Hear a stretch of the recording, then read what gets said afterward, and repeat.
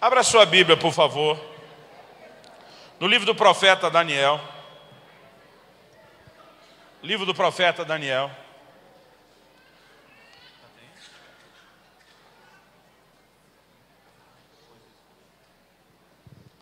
No capítulo 11. Aquilo que Deus colocou no meu coração, não preciso de tanto tempo para falar. Eu já quero ir tranquilizando vocês. Outro dia eu perguntei para um pastor na igreja onde ia pregar, falei, quanto tempo eu posso falar? Ele falou, olha, você pode falar quanto você quiser. Quando der 10 horas o povo vai embora, mas o senhor fica à vontade. Desde esse dia eu fiquei meio traumatizado, então vou tentar não abusar. Eu creio que a palavra que eu vou compartilhar com vocês hoje não é só uma palavra de ensino, nem só uma palavra de encorajamento, mas eu creio que ela é parte de um momento profético, de um sopro de Deus, de algo que Deus está fazendo nessa casa e que a gente pode usar, tomar emprestado as palavras do pastor Eibe, e é só o começo de muito que vem por aí, em nome de Jesus. Amém? Esse amém foi meio fraco. Vamos lá. Amém? Amém. Aleluia. Daniel capítulo 11. Eu queria que a gente lesse o versículo 32. E na verdade nós não vamos nem ler o versículo todo. Eu quero tomar uma frase dentro desse texto de Daniel 11:32, dentro de uma palavra profética. Deus, por boca de Daniel, diz assim, mas o povo, é a parte final, metade do texto, mas o povo que conhece ao seu Deus se tornará forte e fará proezas. Amém? Uma outra versão diz, o povo conhece ao seu Deus, se tornará forte e ativo. Uma outra versão ainda traduziu, esta projetada, resistirá com firmeza. As palavras são usadas no original hebraico, que foram traduzidas aqui como forte e ativo, ou fazendo proezas. Elas estão relacionadas com um significado que tem tudo a ver com a capacidade de realização. Eu particularmente gosto mais da frase fará proezas do que meramente ser ativo, porque a palavra que foi traduzida como ativo em algumas versões é a palavra hebraica asa. Significa fazer, manufaturar, realizar, fabricar, trabalhar, produzir, executar. Quase todos os sentidos, a extensão de significado dessa palavra está de alguma forma, se estende, está conectada com a ideia, com o entendimento de realização. E o que o texto está dizendo é que o povo que conhece a Deus, ou o seu Deus, ele se tornará forte, e a Bíblia diz, ele fará proezas. O conhecimento de Deus vai produzir duas coisas nas nossas vidas. Uma delas, ele tem a capacidade de afetar o que nós somos. E eu e você podemos, pelo conhecimento de Deus, nos tornarmos cada vez mais fortes nele. Mas o conhecimento de Deus também vai influenciar aquilo que eu e você podemos fazer, a nossa capacidade de realização. Eu creio que um dos grandes desafios, uma das grandes dificuldades, quando nós começamos a mobilizar a igreja e os irmãos para a visão de trabalho, das células, do discipulado, é que muitos olham e dizem, eu não sei se eu tenho condição de fazer isso. Mas a verdade é que a Bíblia diz que o povo que conhece o seu Deus será não apenas forte, mas fará proezas, fará grandes coisas. E eu creio, querido, que Deus nos chamou, nos vocacionou, que está dentro de cada um de nós, para grandes realizações nele. Mas nós precisamos entender o que pode ativar essa capacidade de realização. Essa afirmação, ela está no Velho Testamento, mas no Novo Testamento, o apóstolo João diz lá em 1 de João 4, nos versículos 7 e 8, ele se refere a Deus, dizendo que Deus é amor, mas ele fala da seguinte maneira, amados, amemo-nos uns aos outros, porque o amor procede de Deus, e todo que ama é nascido de Deus e conhece a Deus. 8, aquele que não ama não conhece a Deus, pois Deus é amor. Então ele fala que amar é fruto de se conhecer a Deus, que é amor. Quanto mais eu e você conhecemos Deus, querido, mais o conhecimento de Deus vai afetar o que nós somos e o que nós podemos fazer. O que me faz acreditar que hoje a grande necessidade da igreja é entrar no lugar mais profundo do conhecimento de Deus. Porque se conhecer a Deus, querido, afeta aquilo que eu sou, e afeta aquilo que eu posso fazer, aquilo que eu posso realizar. Então talvez a grande chave que vai liberar para a igreja esse poder de execução, de fazer grandes coisas, está relacionado com o conhecimento de Deus. Quando a gente fala de conhecer a Deus, eu creio que nunca dá para falar de conhecimento meramente natural. Mas eu creio que nós precisamos entender que há um outro nível de conhecimento, que é o conhecimento espiritual ou conhecimento por revelação. Por exemplo, em Mateus 16, quando Jesus está em Cesareia de Filipe, e ele começa a perguntar aos seus discípulos: quem dizem os homens ser o Filho do Homem?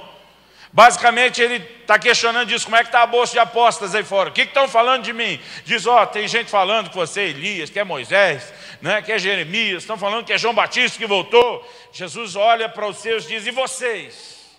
O que dizem de mim? Pedro olha para Jesus e diz: tu és o Cristo, o Filho do Deus vivo. No momento que Pedro afirma isso, o que Jesus responde? Bem-aventurado é você, Simão, filho de Jonas. Ele diz: porque não foi carne nem sangue quem te revelou isso, mas o Pai que está nos céus. Em outras palavras, a maioria das pessoas ainda não consegue saber quem eu sou. Mas você sabe, Pedro, por revelação. Não foi carne, não foi sangue. Em outras palavras, não é o homem que te levou a essa conclusão, mas você está debaixo de uma ação de Deus, que é a revelação. E a revelação, querido, ela tem um poder extraordinário na minha e na sua vida. Eu creio que, na verdade, toda a revelação, e esse é o nível de conhecimento que eu quero abordar hoje, toda a revelação que eu e você temos de Deus, ela inevitavelmente vai nos levar a uma revelação de nós mesmos. Você pode repetir isso comigo? Diga: toda a revelação de Deus produz uma revelação de mim mesmo. Fala para o irmão que vai te abençoar com um livro de presente no final. Fala para ele: a revelação de Deus produz uma revelação de você mesmo. Nesse texto que eu mencionei de Mateus 16, quando Pedro tem uma revelação de Jesus: tu és o Cristo, o que é que Jesus diz para ele? Jesus diz: eu também te digo. O que é esse eu também te digo? Ele diz: Pedro, você acabou de ter uma revelação sobre mim, agora eu vou fazer uma revelação a seu respeito. Eu também te digo que tu és Pedro. E a palavra que Jesus usa, ele usa de forma muito intencional, é a palavra Petros no grego. Eu te digo que tu és Pedro. Petros significa um pedaço de pedra. Mas ele olha para Pedro e diz: e sobre esta pedra, no grego Petra, uma grande rocha, edificarei a minha igreja. No momento em que Pedro tem uma revelação de quem é Jesus, automaticamente uma revelação sobre quem ele é comunicada. Até porque, querido, nós precisamos entender que entender o que Deus é vai nos levar a entender o que nós somos nele. Porque o que Jesus estava dizendo não era que a pedra sobre a qual a igreja seria construída, como durante muito tempo tentou argumentar a igreja romana, era a pessoa de Pedro. A Bíblia é clara quando diz: não há nenhum outro fundamento além do qual foi posto, que é Jesus Cristo. Mas o que Jesus estava dizendo era o seguinte: Pedro, você é feito do mesmo material que eu. Você é uma pedra, ainda que guardada as devidas proporções, né, que você seja menor, você é do mesmo material que eu. Você, como eu, Pedro, é uma pedra, e eu sou a pedra principal, mas eu vou usar gente como você, para que você seja colocado sobre mim, para dessa forma construir a casa ou a morada de Deus nessa terra. O apóstolo Pedro entendeu a revelação, querido. Em 1 de Pedro 2, ele começa a dizer que Jesus Cristo é a pedra viva, e ele diz: e nós também, como pedras vivas, somos edificados sobre ele. Ou seja, nós somos do mesmo material. Juntos nós seremos usados para com ele compor o mesmo prédio que Deus está edificando na terra. Então há um lugar de revelação, querido, onde a gente começa a descobrir não só quem Deus é, mas a gente começa a descobrir o que nós somos nele. E é nessa revelação, querido, de quem é você e do que você pode fazer, que algo vai ser desatado e liberado sobre a sua vida. Agora, quando eu falo que a revelação de Deus produz uma revelação de nós mesmos, eu não quero ficar só nesse texto de Mateus 16. Por causa do tempo eu não vou citar Não vou ler todos os textos, só vou citar, mas se você estiver anotando, é daqueles que gostam de tomar nota. Em Juízes, no capítulo 6, no versículo 22, o anjo do Senhor aparece para Gideão. Quando a Bíblia usa a expressão o anjo do Senhor, artigo definido, o anjo e não um anjo, normalmente é o que na teologia nós chamamos de uma teofania, uma aparição ou uma revelação limitada do próprio Deus. A reação de Gideão é: eu vou morrer. E essa não é a reação só dele. Isaías capítulo 6. A Bíblia diz que o profeta Isaías, quando tem aquela visão de Deus assentado num alto e sublime trono, e diz: ai de mim que vou perecendo. Porque quando ele enxerga a santidade de Deus, o contraste do seu próprio pecado aparece. E ele diz: eu vou perecendo. Isso não aconteceu só com os dois. Em Lucas, no capítulo 5, no versículo 8, por ocasião daquela pesca milagrosa, quando o Senhor Jesus opera aquele milagre, né? A Bíblia diz que o apóstolo Pedro olha para Jesus e diz assim: afasta-te de mim, porque eu sou um homem pecador. Isso significa, querido, que não só a revelação de Deus produz uma revelação de nós mesmos, mas que existem dois tipos de revelação. Uma delas é a nossa identidade nele, quem nós somos nele. Em 1 de João, no capítulo 4, no versículo, eu acredito deve ser o 17, a Bíblia diz assim: pois tal qual ele é, falando de Jesus, somos nós também nesse mundo. E nós precisamos descobrir, querido, a nossa verdadeira identidade no Senhor. Porque a Bíblia diz tal como ele é, do jeito que ele é. Eu e você também somos nesse mundo. Você pode dizer amém? Agora, a revelação que vem para mim e para você, depois de ter uma revelação de Deus, não é só a revelação da nossa identidade nele. Nós também vamos ter um outro tipo de revelação, que é onde a gente descobre como eu e você, na verdade, ainda estamos longe de nos ajustar com aquela visão que eu e você temos da nossa identidade nele. Ao mesmo tempo em que Jesus diz: Pedro, você é do mesmo material, vai ser construído da mesma forma, Pedro está enxergando as suas limitações. Porque lá no barco ele diz: afasta-te de mim que eu sou um homem pecador. E eu creio que esses dois tipos de revelação, querido, vão surgir. O que eu gosto de chamar às vezes de a revelação boa e a revelação ruim. A boa é quando você descobre o que você é nele, né? A ruim é aquilo que ainda está te impedindo de se ajustar ao que você viu em relação a ele. E as duas coisas vão aparecer. E eu creio que é muito importante que essas duas coisas apareçam. Eu tenho entendido pela palavra de Deus a importância dos dois tipos de revelação. Uma delas, querido, vai e precisa mover a minha e a sua fé. É quando nós começamos a descobrir quem nós somos nele, o nosso lugar, a nossa posição, a nossa identidade, a nossa autoridade, a nossa herança e aquilo tudo que nós podemos experimentar da própria vida cristã. Paulo escreve aos Romanos e diz: o pecado não mais terá domínio sobre vós.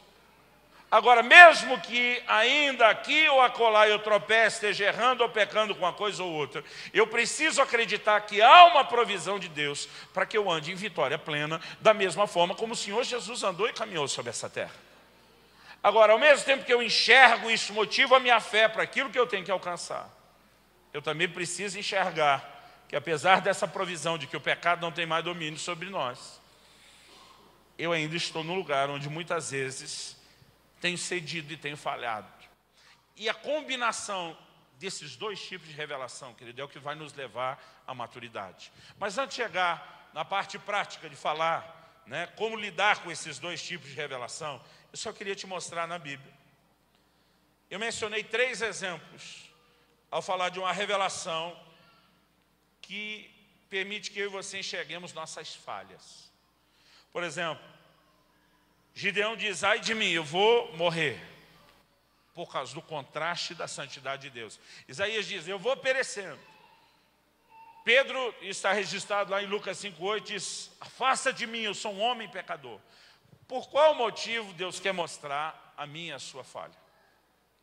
Não é para com isso passar uma mensagem: ei, eu não posso contar com você, eu não posso te usar, você não dá conta, você não presta para aquilo que eu quero fazer. Essa não é a mensagem de Deus. Porque em cada um dos 3 casos, quando Deus trouxe a revelação a respeito daquilo que era negativo, o Senhor não estava descartando eles. Pelo contrário, Deus não só não descartou, como apresentou uma missão. Para Gideão ele diz, vai nessa tua força, porque o Senhor é contigo, homem valente, vai e livra a Israel da mão dos midianitas. O que ele estava dizendo? Eu quero que você saiba muito bem quem é você, mas isso não significa que eu estou descartando, eu tenho uma proposta, eu tenho uma missão para você. O que acontece com Isaías? Ah, Senhor, eu sou um homem de lábios impuros. O Senhor diz, eu tenho solução para o seu problema. A Bíblia diz que um anjo pega a brasa do altar, tosta a boca do profeta e diz, tua iniquidade foi tirada, teu pecado foi removido. O Senhor diz, agora que nós estamos tratando do seu problema, eu quero que você entenda, eu tenho para você, Isaías, uma missão. Ele ouve uma voz dizendo, a quem enviarei? Quem há de ir por nós? Porque mesmo quando Deus mostra, querido, falhas, Ele não está descartando nenhum de nós para o seu trabalho. O que acontece com Pedro? Afasta-te de mim, Senhor, eu sou um homem pecador. Eu imagino Jesus dizendo, pois é mesmo. Mas o que é que Jesus destaca, querido? Não era o pecado de Pedro. Ele diz, mas eu farei de você um pescador de homens. Sabe o que Deus está dizendo? É esse tipo de gente que eu quero encontrar, que descubra que em si não pode fazer, mas que vai me permitir que eu, nas suas idas, faça algo. Agora, a Bíblia não fala só sobre essa revelação da fraqueza. A Bíblia também mostra a importância de entendermos o que somos nele. Abra sua Bíblia em 1 Coríntios, no capítulo 15. 1 Coríntios, capítulo 15. E a minha oração, querido, é que o sopro do Espírito Santo, que é chamado na Bíblia de o Espírito da fé, que ele alcance seu coração hoje. Que você saia daqui debaixo de uma revelação de Deus. Eu posso, eu consigo, eu vou fazer mais coisas para Deus em nome do Senhor Jesus. 1 Coríntios 15, versículo 9 e 10. Paulo diz assim, porque eu sou o menor dos apóstolos, que mesmo não sou digno de ser chamado apóstolo, pois persegui a igreja de Deus. Irmãos, eu creio que é evidente na palavra de Deus, que Deus quer que a gente saiba exatamente aquilo que a gente fez, aquilo que a gente foi, e o como se depender só da nossa história, a gente estaria desqualificado. Paulo está dizendo, eu não sou digno, eu sou o menor dos apóstolos, nem sou digno de ser chamado apóstolo. Ele diz, eu trabalhei contra, eu persegui a igreja. Mas graças a Deus, irmão, ele não termina aqui. Porque tem muito crente que às vezes eu vejo, parece estar numa competição de quem é o mais incapaz, de quem é o menos provável. Se Paulo terminasse a afirmação só no versículo 9, seria trágico, mas olha o 10, ele diz assim, mas... E Deus seja louvado pelos mas da Bíblia, querido. O texto diz assim, mas pela graça de Deus eu sou o que sou. E a sua graça que me foi concedida não se tornou vã. Antes trabalhei muito mais do que todos eles, todavia não eu, mas a graça de Deus comigo. Paulo diz, antes da graça eu não valia nada. Persegui a igreja, sou menor dos apóstolos, nem merecia estar onde eu estou, mas... E esse mas, que ele precisa ensinar algo para mim e para você. Nós não somos a nossa história e o nosso passado. O que eu e você somos, o que nós somos, tem tudo a ver com a manifestação da graça de Deus na nossa vida. Graça é favor imerecido, querido. Nenhum de nós vai ser levantado por Deus fazer coisa nenhuma, porque merece. Nós precisamos entender que o lugar de realizações, o lugar de conquistas na obra de Deus, está relacionado não só com a graça, mas com o entendimento que você tem da graça. E de como ela vai operar na sua vida. Então Paulo diz, a probabilidade natural, se eu me examino só à luz do meu passado, eu não merecia ser apóstolo. E aliás, se olhar por isso, de todo mundo, que se você me botar junto com qualquer um dos outros apóstolos, eu ia dizer, eu sou o menorzinho. Mas quando ele diz, mas, pela graça de Deus, Paulo diz, eu trabalhei mais do que todos eles. Alguém diz, tem duas formas de você entender essa frase, trabalhei mais do que todos eles. Uma seria se a gente estivesse fazendo uma espécie de score, de pontuação, de conquista ministerial. Então Paulo estaria nas cabeças do campeonato, como uma tabela de ponto corrido do campeonato brasileiro, por exemplo. Paulo em primeiro, o cara que mais disparado na artilharia, em todos os pontos, quem mais vitória teve, estaria na frente. Aí a gente poderia imaginar, talvez em segundo lugar Pedro, em terceiro lugar João. Não sei porque na minha lista o Tomé fica lá embaixo. Acho que é um preconceito que eu tenho com ele. Mas essa é uma das formas. Paulo, eu trabalhei mais, estou à frente. A outra, que eu particularmente, é a maneira como eu interpreto, é ainda mais audaciosa a afirmação de Paulo. Eu creio que Paulo está dizendo o seguinte: eu trabalhei não só mais do que cada um deles aponta em cima e eles abaixo na tabela. Eu creio que o que Paulo está dizendo é o seguinte: eu trabalhei mais do que todos eles juntos. Paulo está dizendo, você pode pegar todos os outros apóstolos, colocar o que eles fizeram para Deus junto, não dá o que eu fiz. E é só você estudar o livro de Atos e a história da igreja. Enquanto os 12 apóstolos do Cordeiro se dedicaram, querido, a evangelizar Israel, não só ali na terra deles, mas os judeus da dispersão, o apóstolo Paulo com a equipe dele ganhou o resto do mundo para Jesus. Faça você as contas. Então ele está dizendo, se fosse seguir a linha natural, eu não merecia nem ser parte do time. Mas Paulo está dizendo, porque eu não vivo no natural, eu vivo de acordo com a graça. Deus me levantou a um lugar onde eu fiz mais do que o time todo. Ele diz, eu nem merecia estar no time, mas eu consegui fazer mais do que o time todo. Porque há um lugar, querido, e nós precisamos compreender isso e queremos fazer algo tremendo para Deus. Há um lugar onde o fruto daquilo que nós vamos realizar não é a nossa força. A palavra de Deus diz lá no livro de Zacarias, Zorobabel, líder da nação de Judá, está diante de um grande desafio. O Senhor chega a falar com ele profeticamente. E diz assim, quem és tu, ó grande monte? Diante de Zorobabel você vai se transformar numa campina. Irmão, monte na Bíblia sempre teve uma figura de dificuldade, de empecilho. Mas Deus estava dizendo, não vai ter monte que vai parar de pé na sua frente, Zorobabel. Deus estava dizendo, não vai ter dificuldade, não vai ter empecilho que te segure. Agora, por quê? Porque Zorobabel era o cara, porque ele tinha capacidade. Deus diz, não por força, nem por violência, mas pelo meu Espírito, diz o Senhor. O segredo, querido, é entendermos que não somos nós, mas é Deus querendo se manifestar através de nós. E aqui eu creio que nós precisamos entrar nesse outro lugar da revelação. C.S. Lewis afirmou com muita propriedade que humildade não é pensar menos de si mesmo, é pensar menos em si mesmo. Há uma grande diferença. É quando você deixa de ser o centro, não é quando você se ataca, ou se destrói, ou se anula, dizendo eu não sou nada. Quando você olha para Jesus, você vai ver em Jesus o maior exemplo de humildade. E diz, aprendei de mim que sou manso e humilde de coração. Agora, o que você vê em Jesus, querido, não é fraqueza. O primeiro sermão público dele, ele se apresenta em Nazaré, na sinagoga da sua cidade, diz, o Espírito do Senhor está sobre mim, porque me ungiu para isso. Ele se apresenta diante do povo e basicamente ele está dizendo, eu sou o cara. Eu venho capacitado por Deus para transformar e mudar a sua vida. O discurso de Jesus, querido, é humilde, mas não é de fraqueza. Porque humildade, querido, não tem nada a ver com fraqueza. O que Jesus, andando como homem, entende. Ele diz, eu só faço o que eu vejo o Pai fazer. Eu só falo o que eu vejo o Pai fazer. É falar. O que Jesus está dizendo? Eu me movo ligado a Ele, independência dEle. Em outras palavras, sozinho eu não poderia fazer isso. A humildade é o reconhecimento de que Ele em si não era a fonte. Mas não é uma incapacidade de fazer. Porque muita gente, querido, em nome da humildade, está vivendo no terreno da mediocridade. Outro dia, um que eu estava encorajando para liderar uma célula, falou, não, pastor, o senhor não entende. Ele me disse assim, eu sou aquela mosca do cocô do cavalo do bandido. Eu até hoje estou tentando entender o tamanho da frase, o que ele falou, mas basicamente ele está dizendo, eu não presto para nada. E tem muita gente, querido, limitada por uma forma errada de se ver. E ainda acha que isso é bonito, acha que isso é humilde. Não, até Paulo disse que ele era o menor. Irmão, ele diz, não sou digno de ser chamado apóstolo, sou menor quando você olha meu histórico. Ele diz, mas eu não vivo de acordo com o meu passado, eu não vivo de acordo com as minhas habilidades naturais. Ele diz, eu vivo expressando, provando e expressando a manifestação da graça de Deus.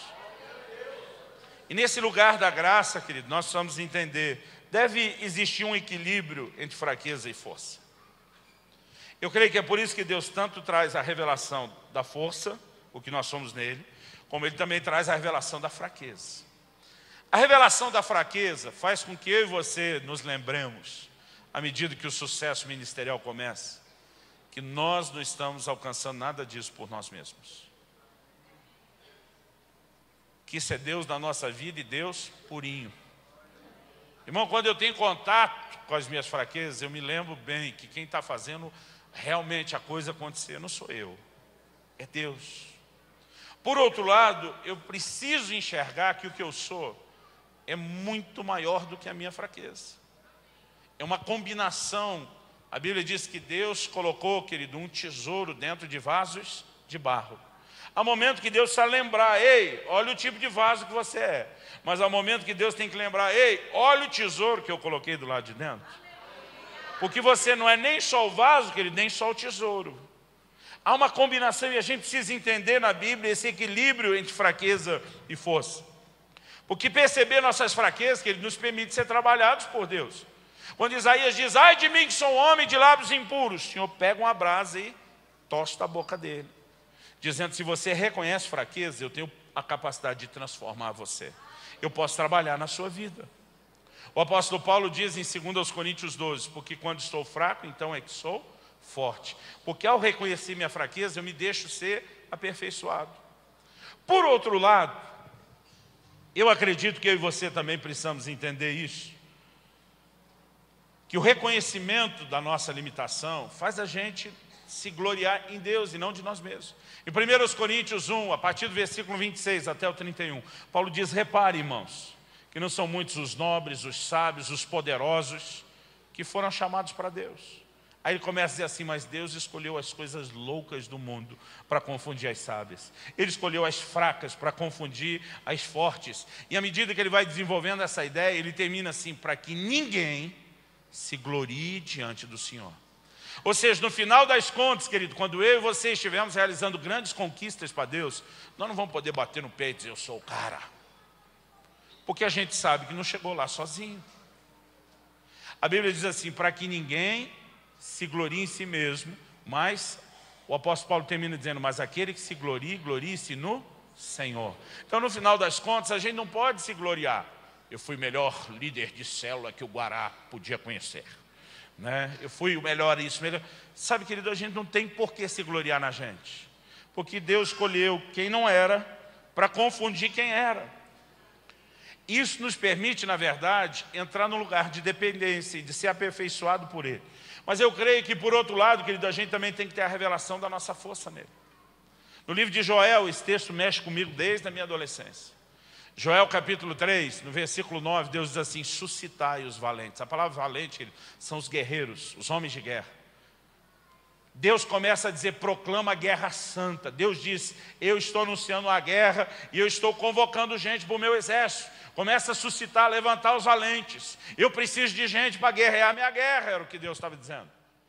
Só que aí ele diz assim, vocês vão entrar numa batalha de improviso.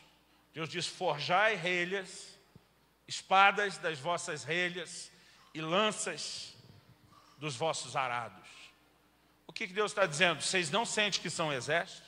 Vocês olham e dizem, nem arma a gente tem as ferramentas de lavrar o campo. Mas Deus diz, eu estou chamando vocês para a minha guerra. Aí no versículo 10, Joel 3,10, o Senhor diz assim, digo fraco, eu sou forte. Eu já vi todo tipo de explicação para esse texto.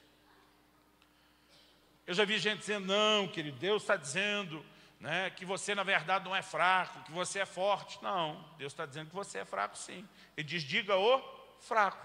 Deus chamou o cara do quê? Então o cara é fraco. Só que Deus diz, ei, você que é fraco, que conhece sua fraqueza, que sabe sua limitação, você vai mudar o seu discurso.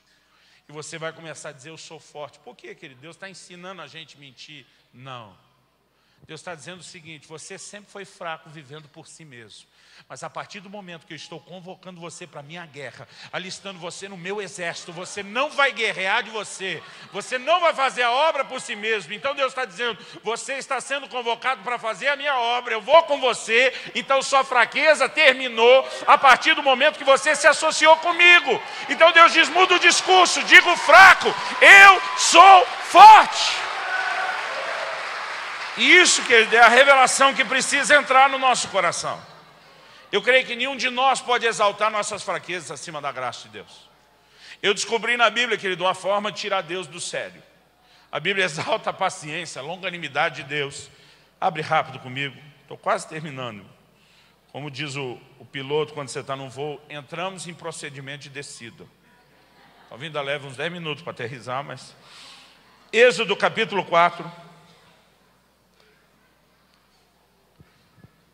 A partir do versículo 10.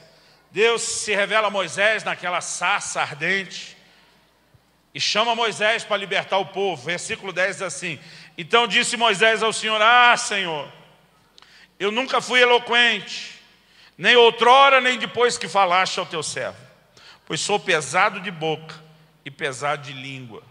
Em outras palavras, diz Deus: não dou conta não, dou conta não. Eu não sou bom nesse negócio que você quer não. Olha o versículo 11, o que Deus diz para ele. Respondeu-lhe o Senhor: quem fez a boca do homem? Ou quem faz o mudo, ou o surdo, ou o que vê, ou o cego? Não sou eu, Senhor? O que Deus está dizendo, Moisés? Quem fabricou o homem fui eu. Quem entende dos defeitos de fabricação sou eu. Quem entende da manutenção sou eu. Eu posso mudar a condição do homem a qualquer momento. Não há limitação que eu não possa mexer. Aí no versículo 12 o Senhor diz assim: vai, pois, agora, eu serei com a tua boca e te ensinarei o que hás de falar. Irmão, eu fico pensando, se Deus tivesse me chamado para o ministério desse jeito, aparecendo uma sarça ardente, que queima e não consome, falasse comigo em voz audível, dizendo: eu te chamei para fazer isso aqui, irmão, eu já me imagino dando glória a Deus, falando em línguas, e dizendo para Deus: é nós! Agora, Deus fala: Moisés, eu não sou... Aí o Senhor diz: eu vou ser com a sua boca, Moisés. Eu vou te ensinar o que você tem que falar. Em outras palavras, você não tem que ser bom para nada. É só deixar eu me manifestar em você. Nessa altura do campeonato, era para Moisés não ter erguido a mão para o céu. Mas olha o versículo 13. Ele, porém, respondeu: ah, Senhor, envia aquele que hás de enviar, menos a mim. Tipo, qualquer um presta, menos eu. A hora que ele fala isso, olha o versículo 14. Então, se acendeu a ira do Senhor contra Moisés. Vira para o irmão ao seu lado que vai te abençoar com um presente hoje. Isso é como diz aquele texto apócrifo: água mole em pedra dura, tanto bate até que fura, né?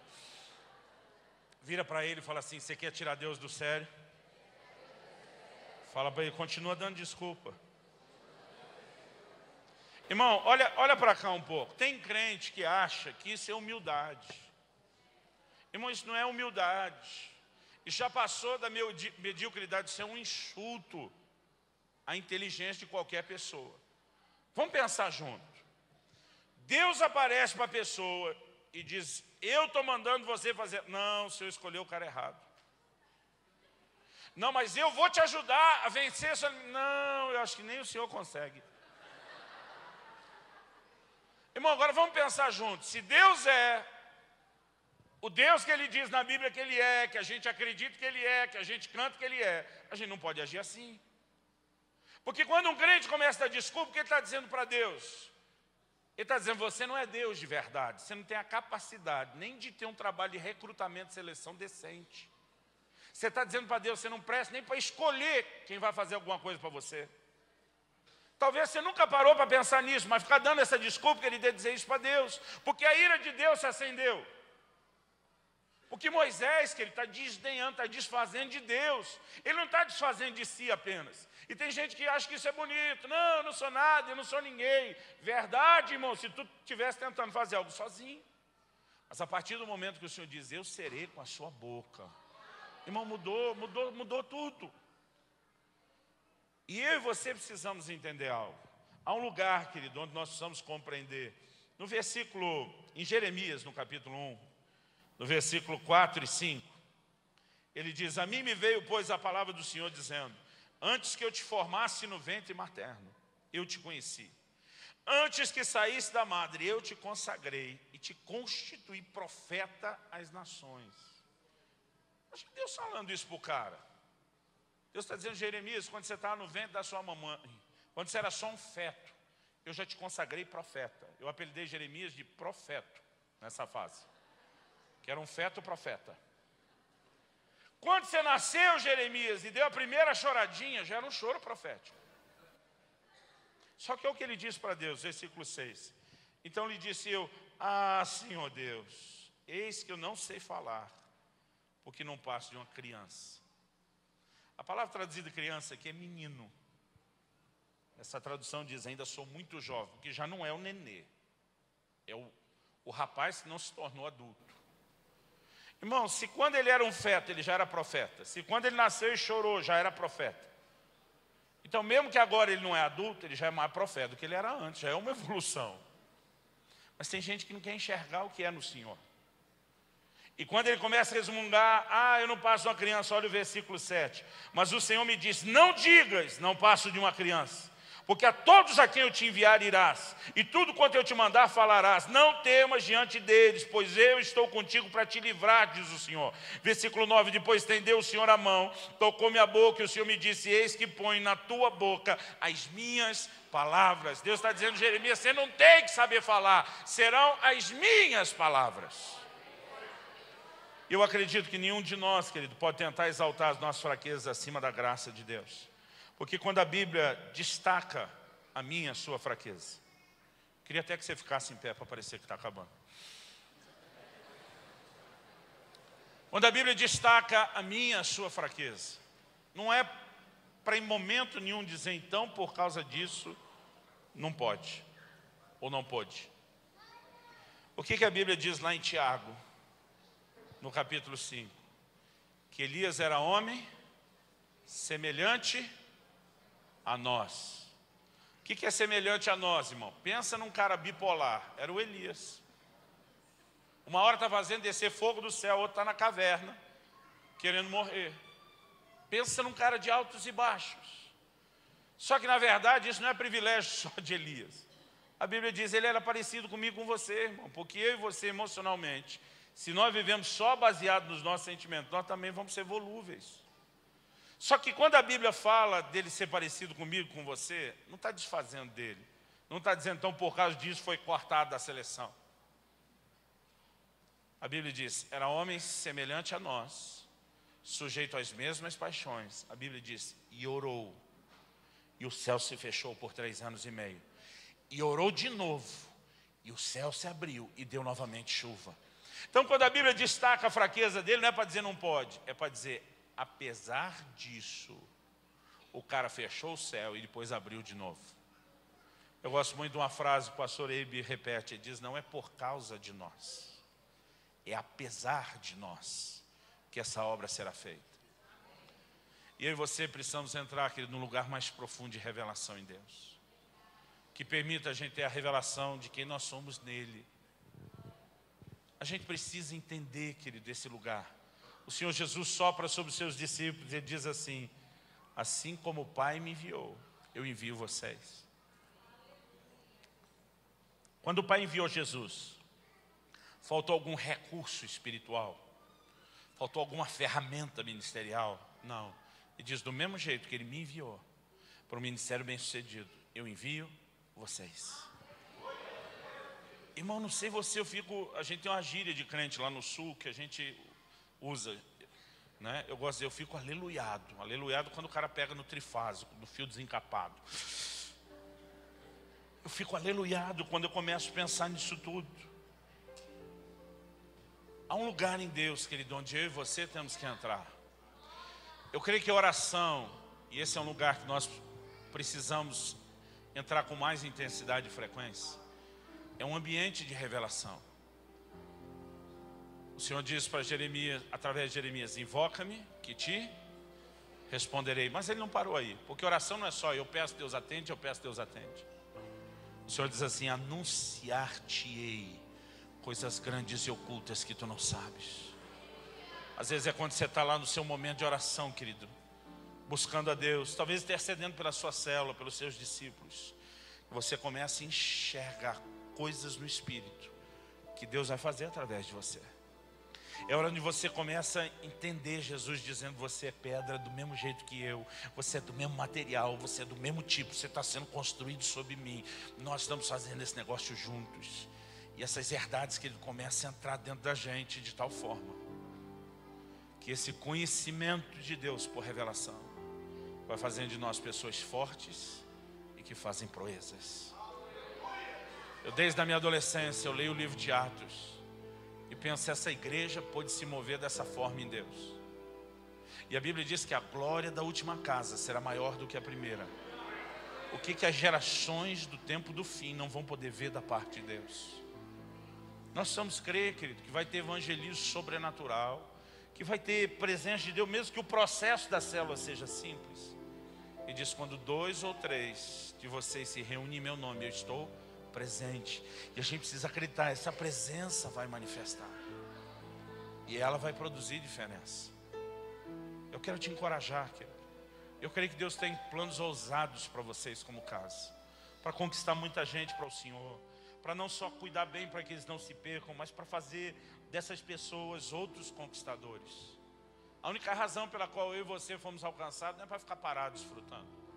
Paulo em Filipenses 3:2 diz, eu prossigo para alcançar aquilo pelo qual eu também fui alcançado. Cada um de nós só é alcançado por Deus para também alcançar algo. Não é só a maturidade. É um lugar onde você vai romper. Eu quero que você vire para a pessoa ao seu lado e fale, Deus vai usar muito a vida da gente. Fala para ele, nós seremos parte desse povo que conhece o seu Deus. E por causa disso, é forte e faz proezas. Você pode dizer amém? Se você recebe essa palavra, dê ao Senhor um forte aplauso em nome de Jesus. Eu quero que você levante uma das suas mãos. Levante uma das suas mãos comigo. Eu quero que você comece a dizer, Senhor, eu quero te conhecer melhor. Comece a orar e dizer, Deus, eu quero entrar na revelação. Irmão, o equilíbrio dessas duas áreas é importante. Quem só enxerga a sua força em Deus, acaba se tornando orgulhoso. Nós precisamos ter o contato e a lembrança das nossas limitações. Mas nós também não podemos viver só lá no lugar das limitações. Quando o Senhor diz, diga o fraco, Ele está dizendo, eu quero que você lembre quem você é se estiver sozinho. Mas quando Ele diz, diga o fraco, eu sou forte, Ele está dizendo, você precisa entender que junto comigo tudo muda, tudo muda. Talvez você é um desses que tem dado desculpas, que você fica dizendo que não pode, que não consegue. Eu quero te desafiar a se arrepender diante de Deus. E dizer, Deus, me perdoa por achar que aquilo que o Senhor quer que eu faça vai ser feito na minha força. Eu quero que você possa, a semelhança de Isaías, dizer, eis-me aqui, Senhor, envia-me a mim. Eu quero te encorajar, querido, a colocar no chão, a colocar por terra as desculpas e começar a acreditar. Eu, junto com todo esse povo que cresce no conhecimento de Deus, você é alguém que fará para Deus grandes coisas. Pai, eu oro que nessa noite o sopro do Espírito Santo venha. Só o Senhor pode abrir os olhos do nosso coração. Só o Senhor pode trazer revelação. Eu clamo por um tempo, ó Deus, onde os meus irmãos entrem num lugar de entendimento mais profundo de quem são no Senhor, do que podem em Ti. Ao mesmo tempo em que entram em contato com a revelação da sua limitação, entendem o quanto precisam ser aperfeiçoados e provem a Tua graça. Eu oro por um tempo, Senhor, onde o Senhor conduz a igreja a um lugar de maturidade e de conquistas maiores. Em nome de Jesus. Em nome de Jesus. E para a glória de Deus. Se você crê, concorde, diga amém.